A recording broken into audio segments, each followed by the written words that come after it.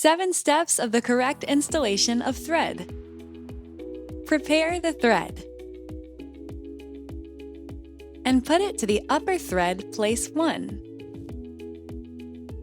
From right to left, pass the thread through the fixed line ring 2. Put the thread into the middle of the 2 metal pieces from the top and pass from the right to the left. And then go through the thread guide ring 3. Pass the thread through the take-up lever pull 4.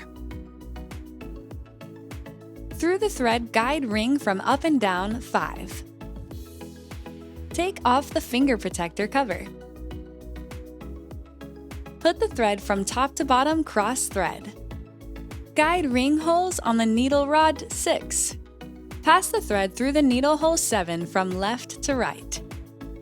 And pull out the line head 5 to 6 centimeters long.